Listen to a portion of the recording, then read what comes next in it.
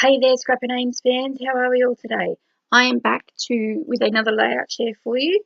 This time it's for the Scrap the Girls September Challenge, where the main rule is that you can only have girls in your layout and design. So here I am scrapping a photo of my daughter and my niece at a friend's birthday party not so long ago actually, so sort of up to date. And what you can see there is what I've done is gessoed over a patch in the page. See, I just showed you there. All done nice and dry because I knew I wanted to use some of this distressed oxide with some water. So I'm using the packaging technique to do this. So at first I just add a little bit, and I've not done this technique before as such, so I'm just giving it a bit of a go to see how it works, like how the stress oxides work with this way. And it does work quite well, although what you will see shortly is I actually go back in with a second layer and make it a bit darker because it was a bit pale in spots on the gesso there on that page. So I just wanted to, make it stand out, make that pink pop out a little bit more, not too much, just right. So there you go, all done. I didn't bother showing you the second round of the technique there, of the packaging technique, just because you didn't need to, I guess. So what I've decided to do is I've grabbed out some scrap bits of paper from my scrap drawer, and I'm just going to layer my photos. Now I'm sticking to sort of a pink and blue kind of theme because that's what's in the girls' clothes in the picture, so they sort of stand out the most, with some hints of other colours in it as well, like touches of green and thing, but mainly it's the pinks and the blues. Now as you can see, I've got two different types of photos here.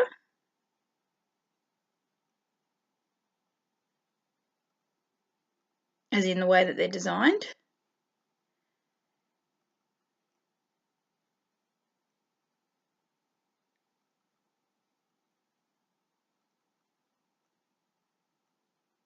There we go. Sorry, I'm just having a moment of thinking about this. So yeah, so what I'm doing is just layering up those photos.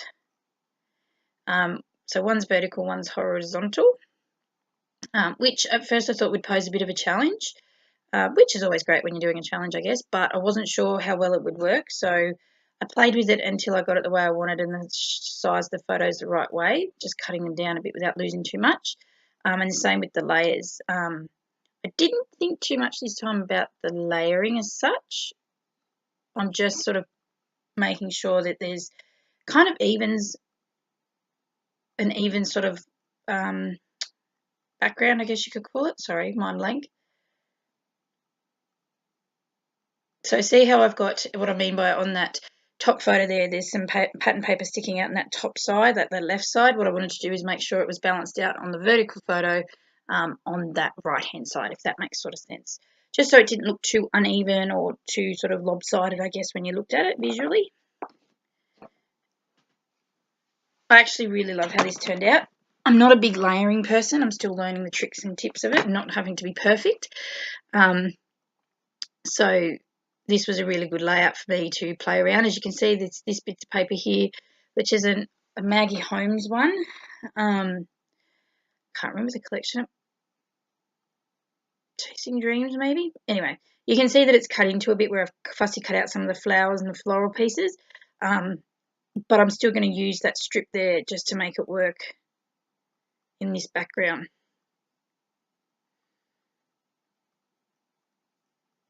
I also tried to make sure that the colours were a bit balanced between the two photos. So, and particularly in that I used sort of the same pattern papers in the layering, maybe not in the same layers, but in the layering, if that makes any sense. I know what I'm trying to say. This paper here was just way too bright. Whilst it sort of fitted the theme because it was a nice bright sunny day, it's just too bright, too busy, just didn't work. So I popped some vellum in just to add a bit of softness to the background of the layers as well, and to sort of break up between the pattern paper in the actual background and the distress oxide and the photo layers.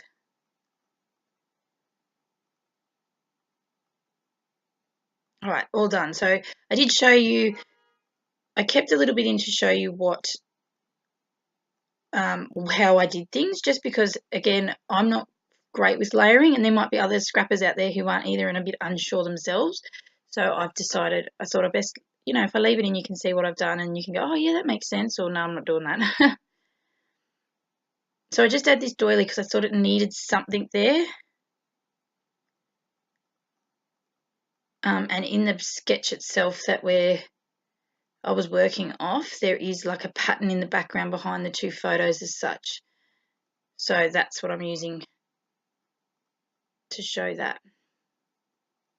I also made sure that when I stuck down my layers, I didn't put any tape or adhesive to the side, so I could do this. I could slide things in and underneath. It was a trick I learnt from binge watching a bit the other weekend, Shamel Lane's channel, and she does the same thing.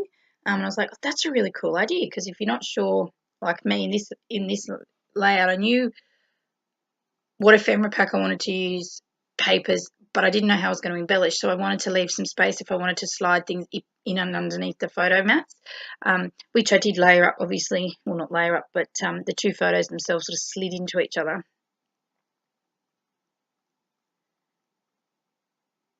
So I just pop this on some craft foam just to bump up the photos a bit off the background as well. I think I really have a bit of an addiction to craft foam. I seem to do that a lot and even in my project life, sometimes I'm using not even craft foam, but foam tape to sort of pop things up and gives things dimension. It's like my newfound toy. All right, so there we go. Now what I'm going to do is add some stamps here. This stamp is from the ones you can see on the right-hand side there. It's a pack that I got in one of my Kidaholic kits ages ago, and it's a Heidi Swap one. So it just says beautiful, and the one down the bottom says special. Now I'm just using some StazOn ink to pop that on.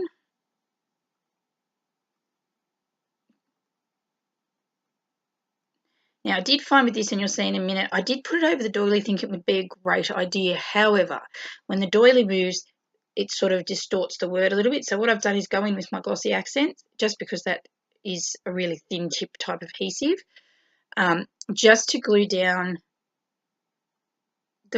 the doily, so that way it matches up to the word itself, so that's, you know, continuous. You can see it doesn't sort of lift up eventually and ruin the word or distort the word in any way. Now, as I said, I knew I was going to use these photos, so that was a plan. I had just received an order that I'd done from my scrapbook room, which is on Facebook. Well, I think there's a site as well. It's an Australian site. And I got some of these Wild at Heart pattern papers as well as the ephemera pack, because I really loved them when I got them in a kit a long time ago. So I knew, when I got them, when I got my order, I was all inspired, and I was like, yeah, let's do this.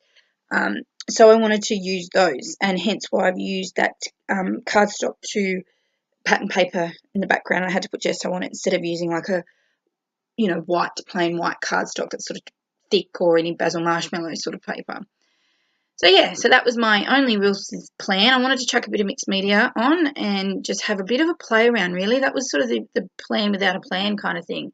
So what you just saw me do is spray on some pink coloured, I can't think of what it's called. Anyway, of the Distress spray, ink spray, and basically just did the packaging technique again, and then just dabbed off a bit with some paper towel just to make it dry, smush it in a little bit, and away I went. Now I'm putting some background stamping here.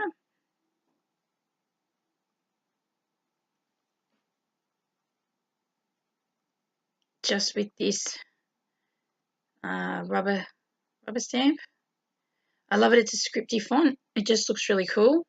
So as you would have seen in the sketch, it's got that, it's sort of like a postmark look. So there's sort of 3 elements to that page. So that's what as I said before, when I do my sketch challenges now, I usually try and work on the 3 main elements, or the elements in the page, and then go from there. So yeah, so I knew I wanted to do some stamping. So that was another thing. I'm trying to use my stamps a bit more and really play around and experiment.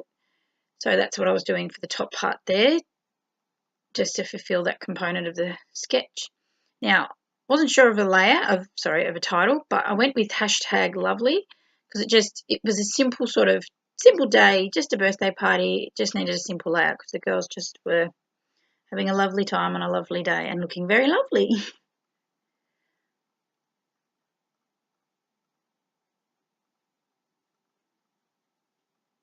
So that little mandala, if that's what you call it, piece underneath the title also comes from that Wild at Heart as well. So just playing around with embellishing this bit here.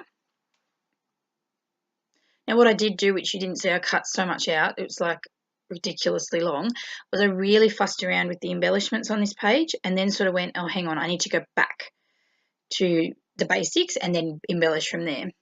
As in, go with what's sort of on the sketch, the guts of the sketch, and then play around. So that's what I've started to do.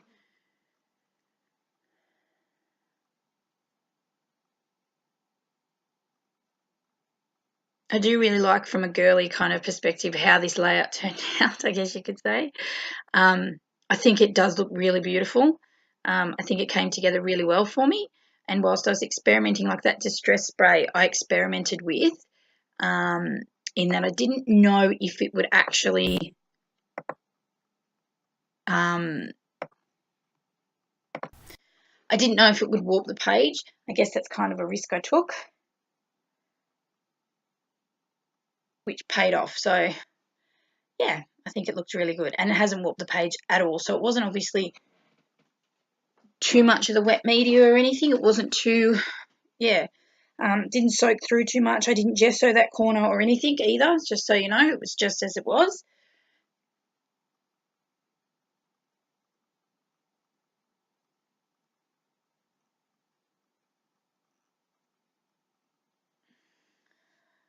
So just playing around the bottom. As I said, all the ephemera is, or majority of the ephemera is this Cocoa Vanilla Wild at Heart with some other pieces popped in and around.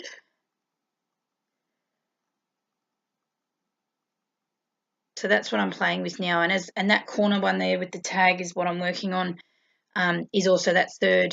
So you got your main part here where the pictures were, the top corner, and then this bottom corner, and then that's sort of the guts of the sketch completed for me. So now I'm just adding bits and pieces in, embellishing it, and going from there. Now, as I said, I did play around a little bit at first, and which you don't see because I cut it out because it was just really long. It's a bit epic. So I do have some ephemera pieces that I want to use, or I'm going to use, and then I chuck some extras in.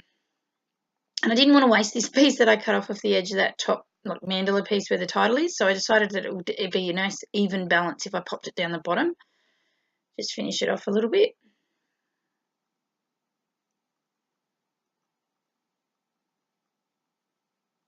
And this fitted in just right. So you can still see the flower, the leaves didn't take over the word, and yeah, so it worked really well.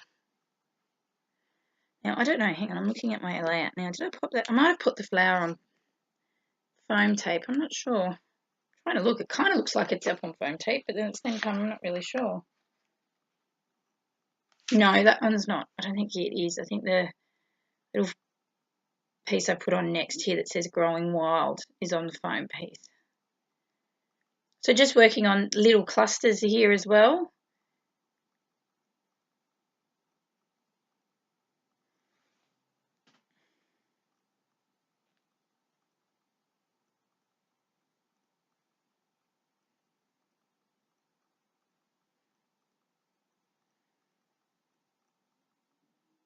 Now, fussing around.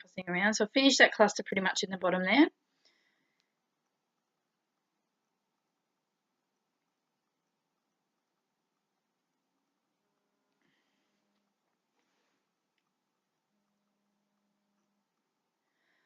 Alrighty, what am I doing? Just wrapping up some extra little pieces here.